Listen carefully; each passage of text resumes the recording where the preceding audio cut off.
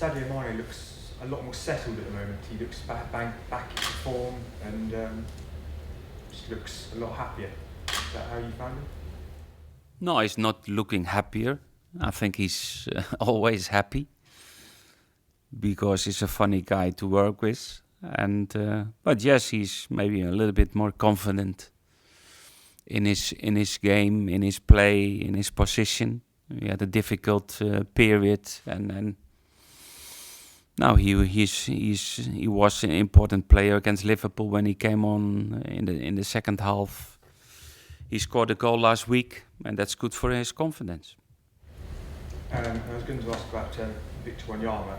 There was a story in the paper today talking about he's stalling on his contract still. Have you had more talks with him recently about it? No, I didn't talk to Victor about his contract. What I know is that the club, Les Reed, is talking to Victor and talking to his agent about his future in the club, about his contract, and I don't know what the stage is of that talks.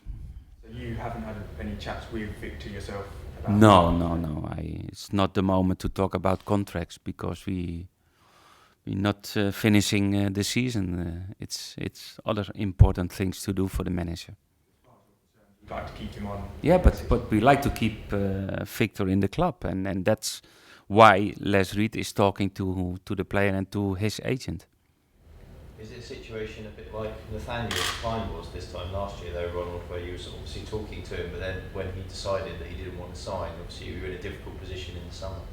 Yeah, but it's always the same problem. If you have a player in your team, in your club, who go in his last year of contract, like it was with Klein, then make it more difficult because we don't like to leave players out of contract, and that's really not the business what Southampton likes to do. In terms of the general position where you find yourself now this season, I mean, do you still think qualifying for Europe's a possibility? Do you think you need to win all 4 games to have a chance? Well, it's always it's always possible, but of course we know it's very difficult. Because it's really a gap of 5-6 points between us and Liverpool and West Ham.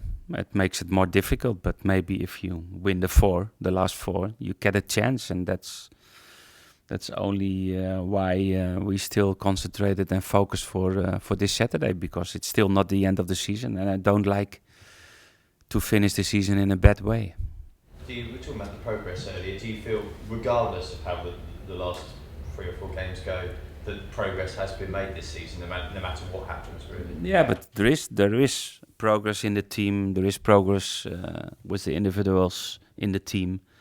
But still, I believe we lost some big opportunities in several games, and the most away from home, because that's really the question why there is a gap between the teams above us, because we had a fantastic 45 minutes against West Ham. It was only 1-0 up. We lost the game. And that's the team now who has 5 points more than we have. And that kind of opportunities we missed. And that's what we by punished. Is there any sense that you can make of the difference between the scoring goals away from home and at home? I mean, it seems very, very strange, given you play sort of a relatively similar style most of the time.